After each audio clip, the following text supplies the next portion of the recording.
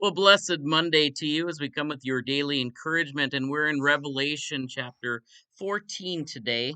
And it is the message of the three angels. Remember, angels are messengers. So we can be angels at times if we are messengers of what God is doing. And so John is stating what he's seen. And I saw another angel flying in the mid heaven with the eternal gospel to proclaim to those who live on the earth.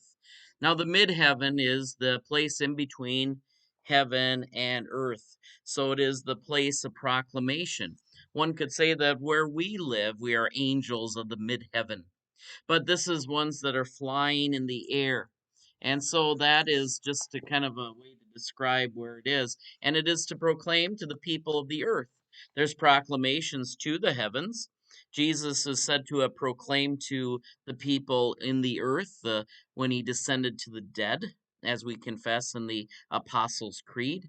But this is the proclamation that continues in the mid heaven to the people on earth, to every nation, tribe, and language and people.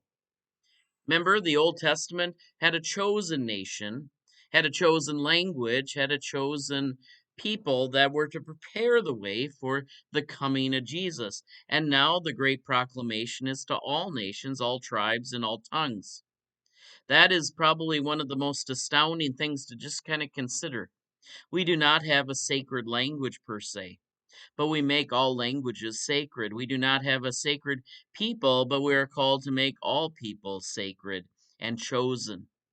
And so that is where the message of the Old Testament, which anticipates that this will be a place, that Jerusalem or that Mount Zion will be a place where all nations will stream to, it is fulfilled in Jesus Christ, where all nations are called by their own language, like at Pentecost, and the sacred has been turned into the profane so that the profane becomes sacred. Totally different focus. That's why even with music, there is sacred music that can be of all different styles of music. Maybe some work better than others, but still, there is no type of music that is quote unquote sacred. That's why I always like to remind people, if you like hymn music, not all Christian music has to be hymns. God has made all types of styles, all types of language into things that proclaim the word. And so, this is the angel of that message. And he said in a loud voice, "Fear God and give him glory, for the hour of judgment has come, and worship him who made heaven and earth, the sea, and the springs of water." So this is where we worship the God of creation. I'm at Central Freeborn right now, and if you would look at one of our stained glass windows, that's what it is called, actually, the Father of creation.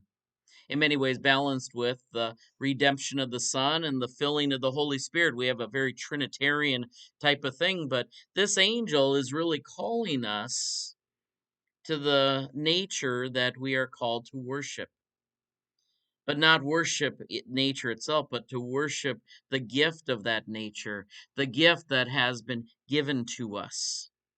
And so we are called to reflect upon it, especially in a time of judgment. Now, judgment can be good if we are persecuted, if we are finding ourselves in need of relief. But if you've been found guilty, that's where judgment is not good. Quite recently, we've had some people that have been found guilty of certain things. The judgment is not good for that. If we are liking the sin that we live in, or if we are affirming the things that we know is sin knowingly, we don't like judgment.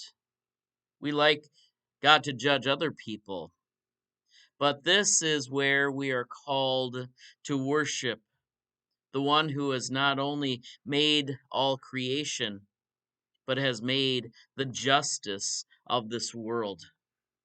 In fact, one of the great Psalms to reflect upon this is Psalm 19. And what is so interesting about Psalm 19 is it has a dual reflection. We're called to reflect and to ponder the great creation that God has given us. And we are also called to ponder the law that God has created for us.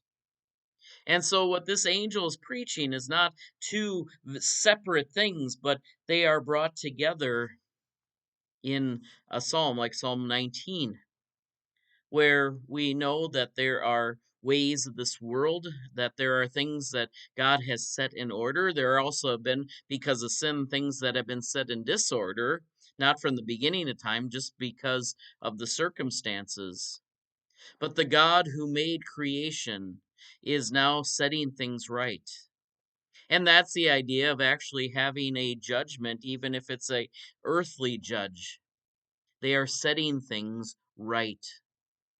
And so we are to both stand in awe and beauty at God's creation, but we're also supposed to stand in awe of the God whose judgment holds no prisoners, whose judgment is right, and whose judgment is swift.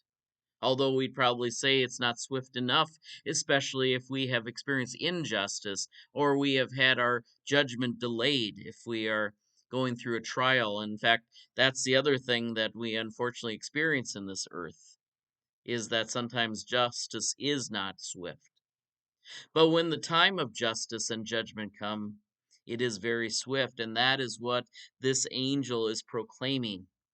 Honor creation, the God who created it, and honor the one who has created the law. Judgment has come. God bless you today. We trust that these continue to be words of encouragement. We'll see you tomorrow. Take care.